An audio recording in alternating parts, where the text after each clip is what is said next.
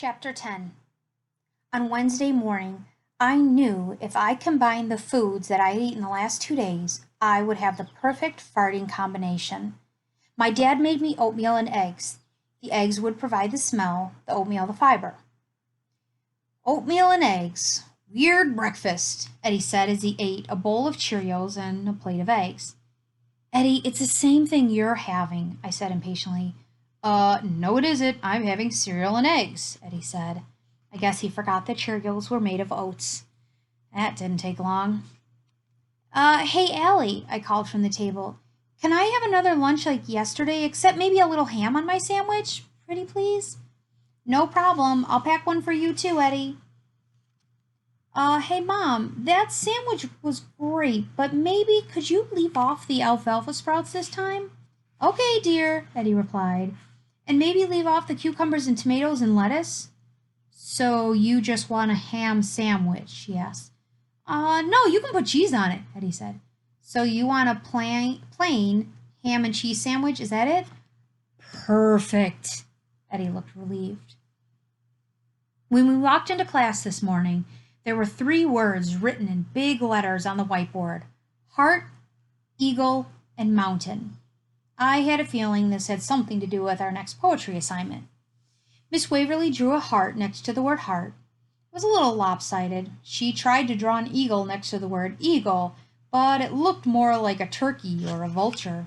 Okay, class, as you can see, today our poems will have a theme. I was right. I knew it was about poetry. Miss Waverly had erased the vulture-like bird and started over. Now her eagle looked like a scary penguin. There was a sprinkling of laughter throughout the room. She erased the penguin and gave a loud sigh. Miss Waverly, Eddie said. Yes, Eddie. If you want, I can draw an eagle for you. The room grew quiet. Eddie never volunteered in class. Miss Waverly looked relieved. Yes, please, Eddie, come up here and draw an eagle. Eddie strutted his way towards the board and proceeded to draw an eagle. You see, Miss Waverly, you just gotta draw a small oval for the head, a large oval for the body, Eddie said as he drew with the marker. Then draw a neck between the head and the body to connect it together. Eddie was on a roll. It was really fun to watch him draw. Every line he drew fit perfectly into the next. Then you have to draw a beak. Of course, everyone knows that an eagle's beak turns down at the tip, he said as he sketched. It was true, an eagle's beak did turn down at the tip. I had never noticed before. Then add a few wings and a tail, and you're done. We all looked at the eagle in amazement, but no one more than Mrs. Waverly. Paul started clapping his hands, and soon everyone joined in, including Miss Waverly. My, Eddie, I had no idea how well you could draw. Did you visualize an eagle before you drew it? I have a really cool eagle poster.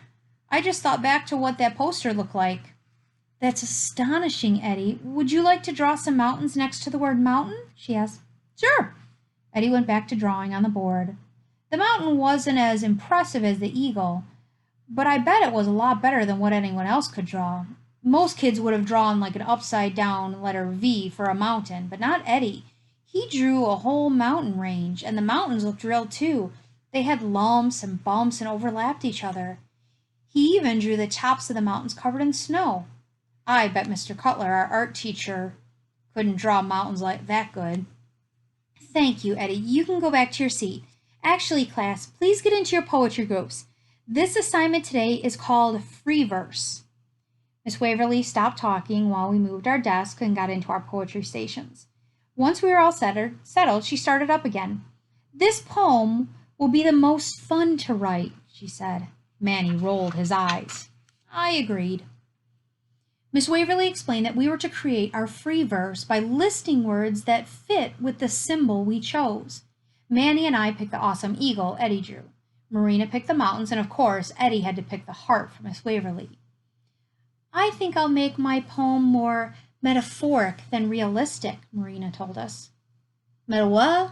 Manny said.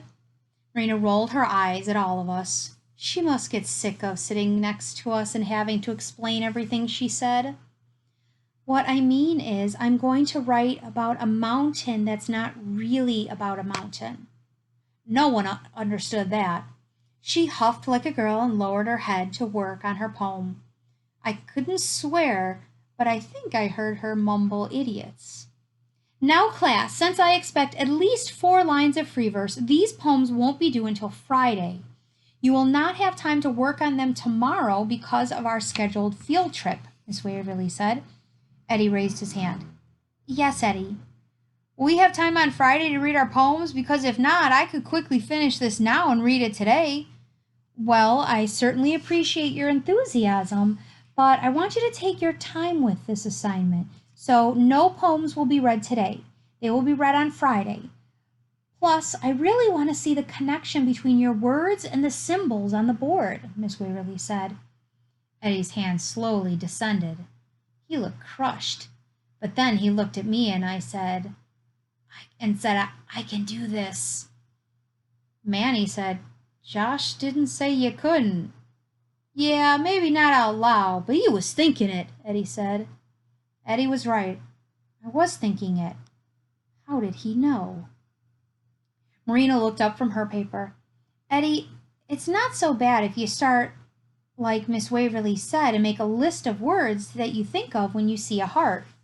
Right, I can do this, Eddie said again and began writing. Manny and I decided to combine our list of words since we were both doing the eagle. It was easier when we worked together. After about 15 minutes, Miss Waverly told us to share our words with our group. Eddie went first. I wrote down human organ, blood vessels, pumping, valve, transplant. Hold up. Those are good words and very graphic. Do you have any words that aren't so scientific? Marina asked. Yeah. Eddie looked at the bottom of his page. I have deck of cards, cobwebs, spider. Wait, how do they remind you of a heart? Manny had asked. I kept quiet. There was no way Eddie was going to get his poem read on Friday. Well, before my parents split up, we used to play a card game called Hearts. It was really fun. I won most of the time. I didn't know that about Eddie. He rarely talked about things he did when his parents were together. Oh, I've heard of that game, Marina said. It does sound fun.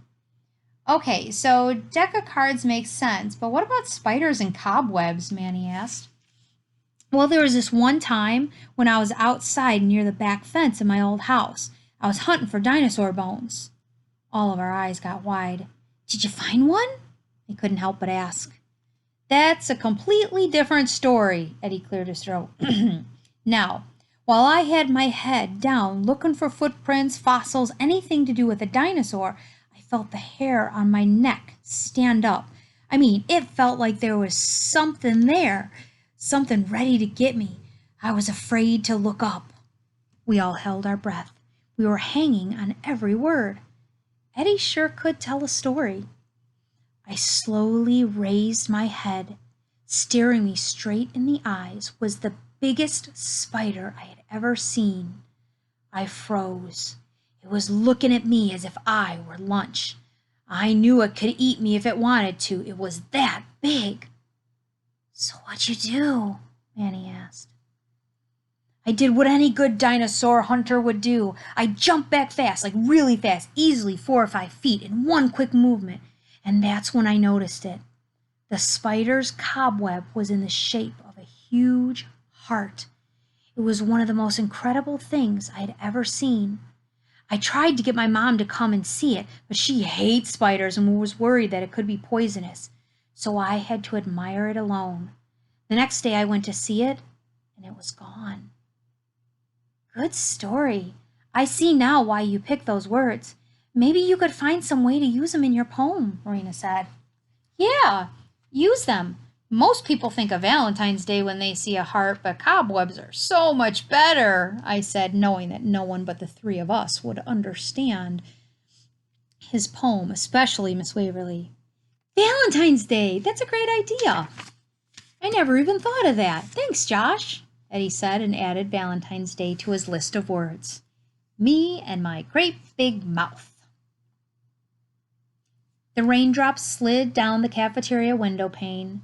Nothing was worse than rain on PE day. Coach Fox reached into the closet and pulled out the parachute. Yeah, the parachute. Probably the funnest thing to do in PE ever. Nothing was better than rain on PE day. Coach Fox unfurled the parachute to the squeals and delights of the entire class. We all stood around and grabbed an edge. It felt silky smooth, even though it was a bit tattered and frayed from years of use, but we didn't care. We all loved it. Coach Fox had us warm up by making waves. First, she told us to make little waves by moving our hands and wrists. Next, we made big waves by moving our entire arms. Then Coach Fox placed a ball of yarn on the parachute, and we had to keep making waves until the yarn unrolled. It was taking forever, but it was fun. The hardest part was trying to keep it from going through the hole in the middle. While we were playing, I felt the pressure start to build in my intestines. I knew I could let a world-class fart out in PE. Hey, Eddie, I yelled over the shrieking classmates. Does it count if I let a fart in front of Coach Fox? She's our teacher, just not our classroom teacher.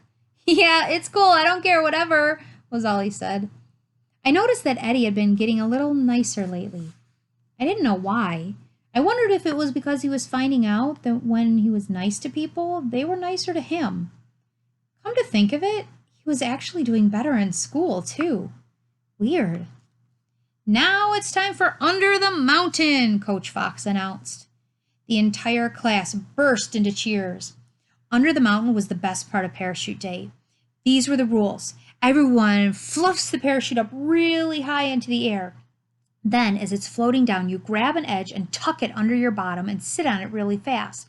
It's so cool because every kid can see everyone else under the parachute mountain. Then the parachute drifts down and covers us all. Here we go, Coach Fox said and blew her whistle. At the exact same moment, I let a fart that would put a band of trumpets to shame. The problem was that no one heard it because of the whistle. Kids screamed and laughed and tucked the parachute under their bottoms. We were all engulfed in a sea of color, but oh, the smell! My fart was world class, even outdoing Eddie's in raunchiness and odor. My poor classmates were trapped under the smelly mountain. As the fart progressed around the dome, my classmates scrambled for the little hole in the middle of the parachute just to get a whiff of fresh air. I couldn't figure out why they just didn't step out from under the parachute. Would have been a lot easier. Maybe the odor was somehow fogging their brains. Chaos was abundant as kids tripped over each other and clawed their ways out of the little hole. I could see Eddie laughing his pants off. The parachute drifted over the entire class and body parts became entangled. It took Coach Fox 5 minutes to free us all and another 5 minutes just to find out what had happened. Of course, I was much too cowardly to claim the fart. Plus, no one heard it, so it didn't count. Only Eddie knew, and he didn't even rat me out. How odd. I guess Parachute Day wasn't so fun after all.